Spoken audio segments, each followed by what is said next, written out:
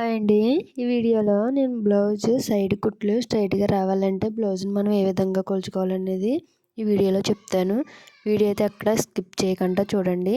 నచ్చితే లైక్ చేయండి, సబ్స్క్రైబ్ చేసుకోండి. అయితే మనం ఇప్పుడు కుట్టే బ్లౌజ్‌ని అటు సైడ్ ఒక 1 ఇంచ్ వరకు అటు సైడ్ ఇటు సైడ్ కూడా స్టిచ్ అనేది స్ట్రైట్‌గా వేసేసుకోవాలి.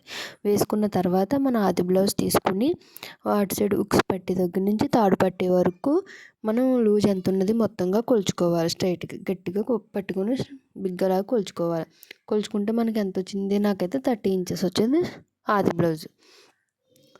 ఇప్పుడు మనం కుట్టే బ్లౌజ్ని కూడా అదేవిధంగా మొత్తం తాడు పట్టీ దగ్గర నుంచి ఉక్స్ పట్టీ వరకు స్ట్రైట్‌గా లాగి గట్టిగా లాగినట్టు పట్టుకుంటే మనకి లూజ్ ఎంత ఉన్నది చూసుకోవాలి. ఎంత వచ్చింది, ఇదైతే 35 ఇంచెస్ వచ్చింది. ఆది బ్లౌజ్ ఎంత వచ్చింది, 30 ఇంచెస్ వచ్చింది. ఇప్పుడు ఆది బ్లౌజ్ 30 ఇంచెస్ వచ్చింది, 35 ఇంచెస్ వచ్చింది. అంటే మనకి ఎంత ఎక్కువ వచ్చింది, మనం కుట్టే బ్లౌజ్ 5 ఇంచెస్ అనేది ఎక్స్ట్రా వచ్చింది. చూడండి లెక్క 1 2 3 4 5 ఇంచెస్ అనేది ఎక్స్ట్రా వచ్చింది. ఇప్పుడు ఆ 5 ఇంచెస్ని మనం 5 ఇంచెస్కి వచ్చింది కదా, 5 ఇంచెస్ దగ్గరికి మనం టేప్ అనేది ఫోల్డ్ చేసుకోవాలి. అంటే ఆఫ్ చేసుకోవాలి. 5 ఇంచెస్ని ఆఫ్ చేసుకుంటే ఎంత వస్తుంది, 2.5 ఇంచెస్ వస్తుంది. చూడండి 5 ఇంచెస్లో సగం 2.5 ఇంచెస్. మళ్ళీ 2.5 ఇంచెస్ని మళ్ళీ సగం చేసుకోవాలి. అంటే 2.5 ఇంచెస్లో సగం ఎంత వస్తుంది, 1.5 ఇంచులు వచ్చింది. ఈ 1.5 ఇంచులను కరెక్ట్గా మనకు లూజ్గా అనేది సరిపోతుంది అనమాట. ఈ 1.5 ఇంచులు మనం అక్కడ మార్క్ అనేది చేసుకోవాలి. ఈ 1.5 ఇంచులు మనం బ్లౌజ్పై మార్కింగ్ అనేది చేసుకోవాలి. ఫస్ట్ మనం 1 ఇంచ్ వేసాం, 1 ఇంచ్ స్టిచ్ అనేది వేసాం కదా, అది వదులుకొని అక్కడి నుంచి ఈ 1.5 ఇంచుల్ని మార్కింగ్ చేసుకోవాలి. చూడండి 1 ఇంచ్ కుట్టు అక్కడ 1.5 ఇంచులు టేప్ కరెక్ట్గా పెట్టుకొని మనం స్టిచ్ మార్క్ అనేది చేసుకోవాలి. ఈ విధంగా చేసుకుంటే మనకి లూజ్ 10 సార్లు కలుసుకోకుండా సమానంగా ఒకసారిగా వచ్చేస్తుంది. నెక్స్ట్ వచ్చేసి ఆర్మ్ రౌండ్ దగ్గర కుట్టు ఎలా వేసుకోవాలి చూసుకోవాలి. ఈ కుట్లు వేసేటప్పుడు మాత్రం తాడు పట్టీ సైడే కొలుచుకోవాలి. ఆది బ్లౌజు ఉక్స్ పట్టీ సైడే కొలుచుకోవాలి. అయితే ఇప్పుడు ఆర్మ్ రౌండ్ కొలుచుకోవడానికి మనం షోల్డర్ జాయింట్ దగ్గర నుంచి అదే హ్యాండ్ జాయింట్ చేస్తాం కదా, అక్కడి నుంచి మనం ఇలా రౌండ్ అనేది కరెక్ట్గా పెట్టుకుని సైడ్ కుట్టు దగ్గరికి ఎక్కడ వరకు వస్తుందో అక్కడ వరకు మార్కింగ్ అనేది చేసుకోవాలి.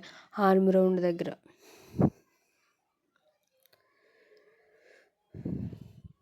ఈ విధంగా మార్క్ చేసుకున్న తర్వాత హ్యాండ్ లూజ్ కూడా ఎంత వచ్చిందో చూసుకుని సేమ్ అదే విధంగా హ్యాండ్ లూజ్ అనేది మార్క్ చేసుకోవాలి. చూడండి ఇప్పుడు మార్క్ చేసుకున్న తర్వాత మనం ఈ 3 కుట్లు చూడండి స్ట్రైట్గా వచ్చినాయి కదా, ఈ 3 కుట్లని కలుపుకుంటూ స్ట్రైట్గా ఒక లైన్ అనేది డ్రా చేసుకోవాలి. వీడియోలో చూస్తున్నారు కదా, ఈ విధంగా చూడండి ఎంత స్ట్రైట్గా వచ్చిందో, ఎక్కడ వంకలు లేకుండా వచ్చింది కదా, ఈ విధంగా వస్తుందన్నమాట. మన నడుము కొలుచుకునేటప్పుడు ఈ విధంగా కొలుచుకోండి. బ్లౌజ్ మొత్తం ఈ విధంగా కొలుచుకున్నారంటే ఎక్కడ వంకలు లేకుండా బ్లౌజ్ సైడ్ స్టిచ్ అనేది స్ట్రైట్గా వస్తుంది, ఫిట్టింగ్ బాగుంటుంది. నచ్చితే లైక్ చేయండి, సబ్స్క్రైబ్ చేసుకోండి. చూడండి మళ్ళీ మనకి ఎక్కడైనా మనం కుట్టేటప్పుడు ఏమైనా చిన్న వంకలు గట్రా అనిపించినప్పుడు దాన్ని మనం కరెక్ట్ చేసుకోవచ్చు. కరెక్ట్ చేసుకున్నంతలో మనకి అది టైట్ ఆర్ లూజ్ అనేది అవ్వదు. ఎక్కడైనా వంకలు ఉంటే మనం కరెక్ట్గా ఉండడం వల్ల ఫిట్టింగ్ అనేది బాగుంటుంది. మరీ ఎక్కువ వంకలు అనేది రావు, అసలు ఏమీ రావు, మనకి కరెక్ట్గా వచ్చేస్తుంది. చూడండి ఎంత స్ట్రైట్గా స్టిచ్ అనేది వచ్చిందో. ఉగ్గులు అనేవి వచ్చినాయి అంటే మనకి సంకలో లూజు కట్ట ఉండడం, ఉగ్గులు తేలడం అదే విధంగా ఉంటుంది. ఆ విధంగా లేకుండా మనం ఈ విధంగా కొలుచుకున్నట్లయితే స్ట్రైట్గా అనేది వచ్చేస్తుంది. అదేవిధంగా సెకండ్ వైపు కూడా వేసిన తర్వాత చూడండి మనకి లూజ్ అనేది ఎంత కరెక్ట్గా, నడుము లూజు అనేది ఎంత కరెక్ట్గా వచ్చిందో ఒకసారి చూడండి.